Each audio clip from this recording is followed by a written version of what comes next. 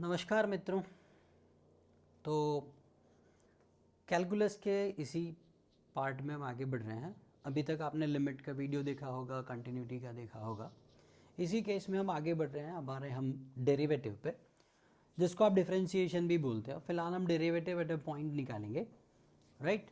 और आगे जाके इसी का एक और पार्ट आपको इंटीग्रेशन। तो this is what completely calculus part हो गया। Calculus is very very important branch of mathematics. इसमें आपका सब कुछ का कैलकुलेशन होगा, बहुत सारी चीज़ों का। जैसे आपके कॉमर्स के क्षेत्र में भी, इकोनॉमिक्स में इसका बहुत यूज़ होता है। Whenever you are going to study about the changes in anything related to your commerce field, right. तो हम यहाँ पे शुरू करने जा रहे हैं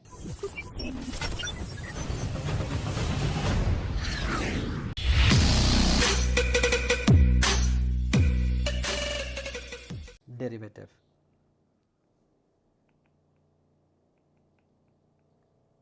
before starting anything, what is derivative है क्या? Basically derivative is change in one with respect to other. एक में जो चेंज होगा दूसरे के रिस्पेक्ट में, दैट इज कॉल्ड डेरिवेटिव। जैसे डिस्टेंस में चेंज होता है टाइम के अकॉर्डिंग। तो जैसे जैसे डिस्टेंस चेंज होता जाएगा, आप अभी मान लो 1 किलोमीटर पे हो, अभी आपका टाइम आप यहाँ से शुरू करने वाले हो, सपोज करो, तो यहाँ t0 है और यहाँ पे x1 है। फिर जैसे ही आप x इज इक्वल टू 5 तक पहुँचे, मतलब जब आपने 5 किलोमीटर के माइलस्टोन पे पहुँचे, तो यहाँ से यहाँ तक पहुँचने में लगने वाला टाइम मान लो हो गया 4 मिनट्स। तो 4 मिनट में आपने कितना डिस्टेंस ट्रेवल किया? 4 किलोमीटर, राइट। तो ये क्या हुआ? Change in distance with respect to time. जैसे जैसे टाइम बदलता गया वैसे वैसे x बदल गया, या x बदला वैसे वैसे टाइम भी बदला। Is that clear? ठीक है। तो ये जो चीज़ है वो derivative, that is going to be measured. अब दिमाग में आता है कि सर जब हम ऐसे ही कर पा रहे हैं तो डेरिवेटिव का क्या यूज़ है? बात यह होती है कि डेरिवेटिव का यूज़ इसलिए होता है कि जब ये चेंज बहुत छोटा हो।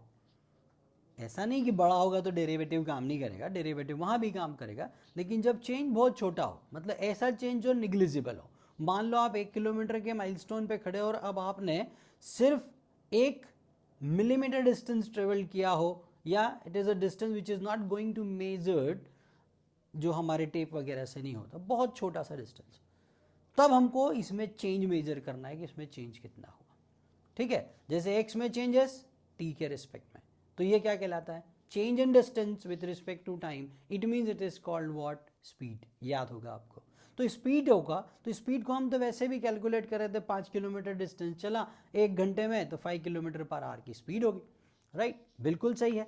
लेकिन जब ये डिस्टेंस बहुत बहुत छोटा हो, बिल्कुल निग्लिजिबल है, जिसको हम बोल देते हैं कि अरे कैसे, छोड़ दो इसको, तो इससे क्या लेना देना, इतने से को कौन देखता है, नहीं।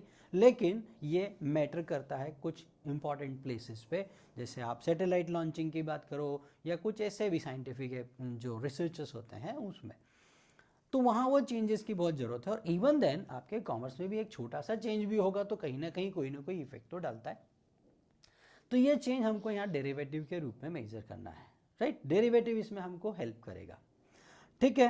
तो क्या हुआ? एक डिस्टेंस चले विद रिस्पेक्ट टू टाइम, ठीक है। अगर हम ग्राफिकली बात करें तो पहले हम बात कर लेते हैं, एक वो हमने कहीं पढ़ा, स्ट्रेट लाइन करके एक चैप्टर पढ़ा होगा, तो वहाँ पे हमने किसी लाइन का एक स्लोप निकाला होगा, राइट। तो यहाँ पे एक पॉइंट लिया हमने, पॉइंट ए, उसके कोऑर्डिनेट मान लिया हमने x1, हम फंक्शन ले रहे हैं y is equal to F X का। तो ये जो पॉइंट A है इसके कोऑर्डिनेट क्या हो गए? x1 कॉमा एफ एक्स1। और जो पॉइंट B है जो इसके पास में है, डेट डिस्टेंस ऑफ x2, ये जो पॉइंट है इसके कोऑर्डिनेट हो गए पॉइंट B के x2 comma F of x2, ठीक है। तो देखो हमने हॉरिजॉन्टली कितना डिस्टेंस ट्रेवल किया? ये डिस्टेंस हमने ट्रेवल किया हॉरिजॉन्टली, कौन सा? ये वाला डिस्टेंस। हाँ, तो हमने हॉरिजॉन्टली एक डिस्टेंस ट्रेवल किया, कौन सा? ये डिस्टेंस हमारा हॉरिजॉन्टल डिस्टेंस है, राइट।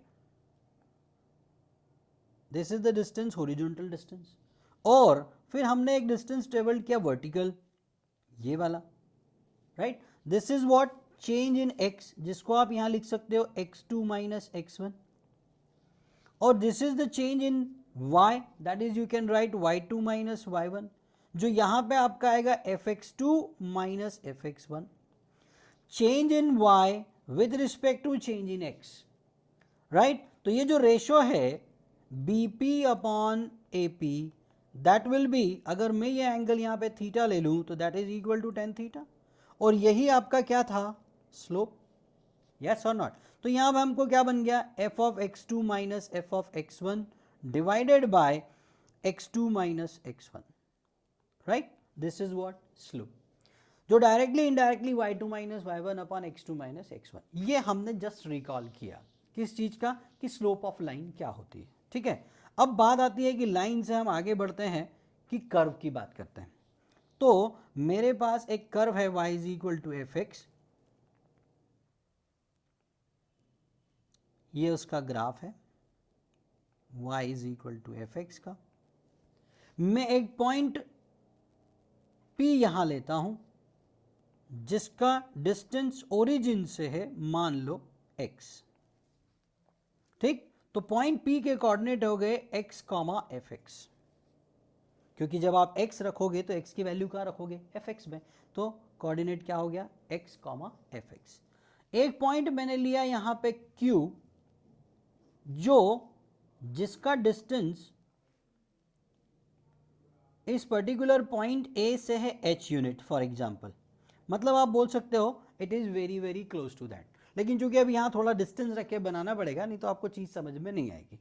तो ये जो डिस्टेंस है ये ओरिजिन से हो गया x प्लस एच, राइट।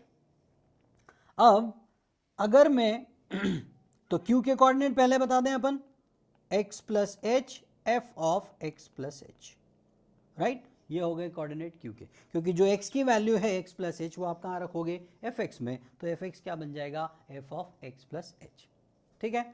अब मैंने क्या किया कि इस PQ को ज्वाइन कर दिया, तो ये मेरी एक लाइन बन गई, you can say that secant line. Secant मतलब a line which intersect the curve at 2 points coming from infinity, okay. अब ये बन गई हमारी सीकेंट लाइन। तो ये जो PQ है इसका स्लोप क्या आएगा, slope of PQ that is y2 minus y1 upon x2 minus x1, f of x plus H minus F X upon x plus H minus x, right.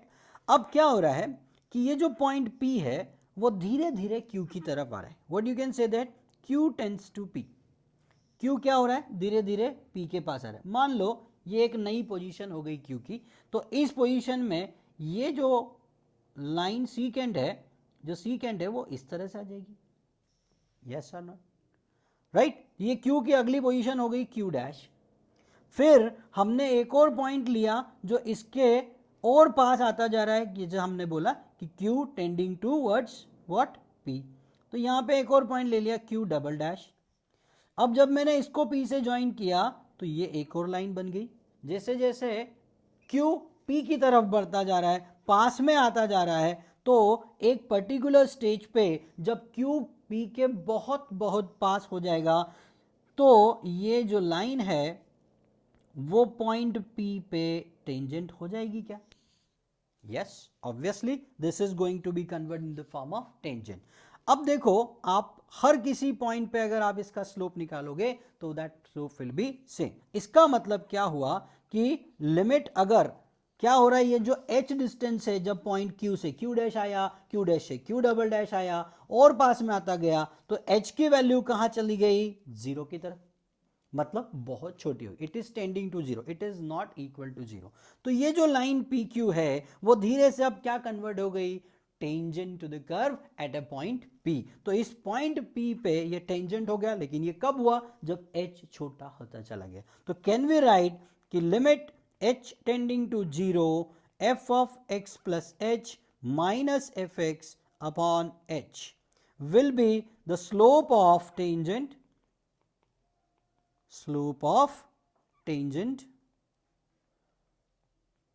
at P, yes। तो ये आपका हो गया slope of tangent at P। और यही चीज आप देखो जो हमने स्ट्रेट लाइन में देखा कि this is the change in y with respect to change in x, So change in y with respect to change in x, that we can represent as dy by dx. ये जो dy by dx है ये इसका rider है, y आपका कौन है, fx मतलब फंक्शन. तो राइड को मतलब राइडर कौन चला कौन रहा है, x चला रहा है, क्योंकि चेंज हो रहा है x में तो वैसे वैसे चेंज हो रहा है y में. जो x का हॉरिजॉन्टल चेंज है, y का वर्टिकल चेंज है. That dy by dx will be represented as limit h tending to 0 f of x plus h minus fx upon h. Right, ये हो गया आपका कंसेप्ट. ठीक है, लेकिन अगर आप बोलोगे सर आपने तो राइट साइड में ले लिया, अगर मैं इसी को लेफ्ट साइड में लेता तो क्या होता. मान लो वो जो पॉइंट है P, for example that point P, if I can take it, ये मेरा कर्व है, ये मेरा पॉइंट P है, ठीक है, और ये मेरा पॉइंट हो गया Q. ठीक, तो अगर मान लो इस केस में ये जो पॉइंट है धीरे धीरे इसकी तरफ आता जाएगा. अब ये जो पॉइंट है, ये जो डिस्टेंस है वो है h, ये जो डिस्टेंस है वो है x, तो ये ओवरऑल डिस्टेंस हो गया x माइनस h. ठीक है, क्लियर है. तो ये जो पॉइंट है, अब q क्या हो रहा है, धीरे धीरे कहां जा रहा है, ये हमारी लाइन थी, for example that was the line PQ, right. अब ये जो PQ है वो कहां आ गई, Q आ गया हमारा इस स्टेज पे, तो ये लाइन की स्थिति ऐसी बन गई, that will be the new position of the line. फिर हम आगे और आगे क्लोजर चले इसके, फॉर एग्जांपल हम यहाँ पे पहुंच गए इस पॉइंट पे, तो ये नई पोजीशन हो गई पॉइंट लाइन PQ की. ठीक है, और एट वन स्टेज जब ये PQ इससे जाके मिल जाएगा, then it becomes converted in the form of tangent. Right, clear है. इस पॉइंट P पे अब कहां से चले आप, लेफ्ट साइड से P की तरफ आ रहे. पिछली बार में क्या हो रहा था, राइट साइड से P की तरफ आ रहे थे. तो ये जो Q पॉइंट है इसके कोऑर्डिनेट क्या है, अभी x minus H F of x minus H, और पॉइंट P के coordinate as usual x comma F X है. फिर से स्लोप की बात कर लो, स्लोप ऑफ PQ की, slope of PQ f of x minus F of x minus H upon x minus x minus H. तो ये फाइनली क्या बन गया, F X minus F of X minus H upon H. अब जैसे जैसे Q क्या होता है, Q जा रहा है किसकी तरफ, P की तरफ. यहां पे भी वही कंडीशन है, Q टेंडिंग टू P, पर अब कहां से, लेफ्ट साइड से P की तरफ जाएगा, तो क्या होगा, H जो होगा वो छोटा होता चला जाएगा. H जब छोटा हो जाएगा, then you can write H is tending to 0. So this slope of PQ, which is going to be converted in the form of slope of tangent given by limit h tending to 0 f of x minus f of x minus h upon h. तो देखा आपने, दोनों तरफ से एक ही बात हो रही, चाहे हम राइट साइड से P की तरफ आ रहे थे या लेफ्ट साइड से P की तरफ आ रहे थे, दोनों केस में हमको उस पॉइंट P पे एक टेंजेंट मिला. That will be a same tangent for tending Q to P from the right side और Q to P from the left side. It means ये जो टेंजेंट है that will be common. So we can say that कि limit h tending to 0 f of x plus h minus f of x upon h will be same as limit h tending to 0 f of x minus f of x minus h upon h. तो ये क्या हो गया, they will be same. ये जो हमने इधर वाला लिखा है इसको बोलते हैं R H D. Right hand side से हम P की तरफ बढ़ रहे, राइट हैंड डेरिवेटिव, और ये हो गया आपका L H D, that is left hand derivative. This is right hand derivative and this is left hand derivative, right. तो condition for differentiability eight a point कि जब LHD और RHD सेम होंगे तो ही वो डिफरेंशिएबल होंगे. लेकिन इसके पहले एक छोटी सी कंडीशन हमको इसमें पता होनी चाहिए कि ये जो fx है, if function fx is continuous at x is equal to whatever point we have taken. ठीक है, अगर ये फंक्शन कंटिन्यूअस नहीं होगा तो ये डिफरेंशिएबल भी नहीं होगा. इसका मतलब उस पर्टिकुलर पॉइंट पे फंक्शन का कंटिन्यूस होना बहुत जरूरी है, उसके बाद ही हम डिफरेंशिएबिलिटी की बात करेंगे। कुछ फंक्शन ऐसे होते हैं जो कंटिन्यूस होते हैं लेकिन डिफरेंशिएबल नहीं होते, राइट? ऐसे फंक्शन, तो हम एक फंक्शन ले रहे हैं फॉर एन एग्जांपल कि फंक्शन है हमारा y is equal to mod x। Mod function तो आप अच्छे से फेमिलियर हो, y is equal to mod x। हम चेक कर रहे हैं इसकी differentiability at x is equal to 0। ठीक है, तो हम यहां पे एक बार रिकॉल के तौर पे इसकी कंटिन्यूटी भी चेक करते हैं और फिर इसकी डिफरेंशिएबिलिटी भी चेक करेंगे। ठीक है, तो x इज इक्वल टू 0 पे हम पहले बात करते हैं फॉर कंटिन्यूटी। फॉर कंटिन्यूटी वैसे तो ग्राफिकली क्लियर है आपको, इसका जो ग्राफ है वो वी शेप का बनता है। ये जो पॉइंट है 0, इस 0 पॉइंट पे लेफ्ट हैंड साइड से राइट हैंड साइड पे सेम वैल्यू आती है और 0 पे भी फंक्शन की वैल्यू सेम होती है, राइट? तो हम कंटिन्यूटी चेक कर रहे हैं सबसे पहले। What we are going to find out LHL। LHL होगा limit x tends to 0 negative mod x। x को कैसे रिप्लेस करना है? Replace x by 0 minus h। कब होगा? when h is tending to 0, so the limit h tending to 0 mod of 0 minus h which is going to be converted in the form of h। जैसे ही limit रखूंगा तो LHL की value कितनी आ गई? 0। Now move to the RHL। Limit x tends to 0 plus mod of x। क्या करना है यहां पे भी? रिप्लेस किसको करना है? x by 0 plus h। कब होगा ये भी? when h is tending to 0, yes or not?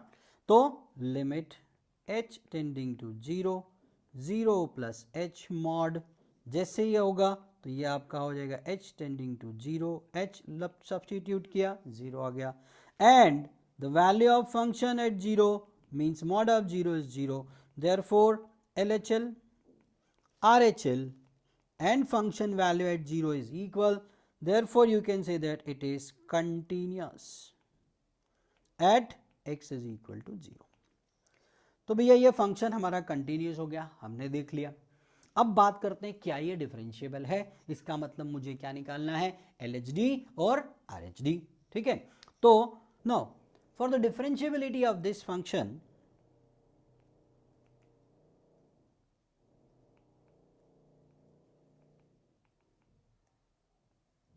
क्या करना है? हमको LHD निकालनी है, हमको RHD निकालना है। LHD RHD निकालते समय हमको जो कुछ वैल्यूज़ की ज़रूरत पड़ेगी वो होगी, फर्स्ट होगा f ऑफ x, पर हम कहाँ पे निकाल रहे हैं? 0 पे। ठीक है, तो f of mod of 0 will be 0, then we need f of x minus h, that is f of 0 minus h, तो mod of 0 minus h becomes h। फिर हमको ज़रूरत पड़ेगी f of x plus h की, means f of 0 plus h means f of mod of 0 plus h will be h। ये values हमको जरूरत पड़ेगी। ठीक है, तो ये हमने इनिशियली कैलकुलेट कर ली। अब इसको हम LHD और RHD में सब्स्टिट्यूट करते चलेंगे। ठीक है, so now we are going to calculate LHD। What is in the formula of LHD?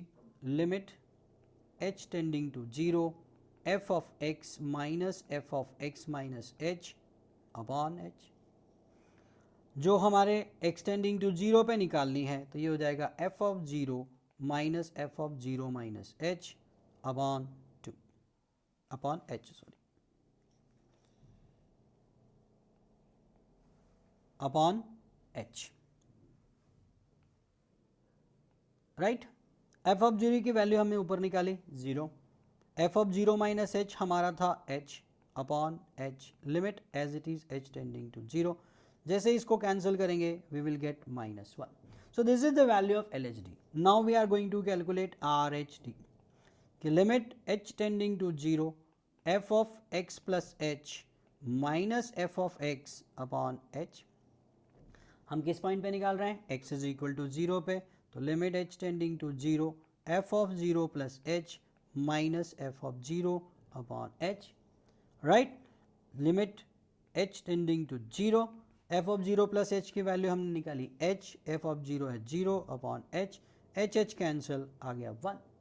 तो क्या देख रहे हैं हम कि जो LHD है उसकी वैल्यू RHD के इक्वल नहीं है, therefore not differentiable at x is equal to 0. कौन? Function mod x is not differentiable at x is equal to 0. तो फंक्शन यहां पे कंटिन्यूस था लेकिन डिफरेंशिएबल नहीं था, right? This is not necessary कि फंक्शन कंटिन्यूस होगा तो डिफरेंशिएबल होगा ही होगा, लेकिन अगर वो फंक्शन डिफरेंशिएबल है, ऑलरेडी आपको पता है या गिवन है, तो वो फंक्शन कंटिन्यूस होगा ही होगा, राइट? Is that clear? ठीक है, अब आगे हम डेरिवेटिव को और देखेंगे, राइट? ओके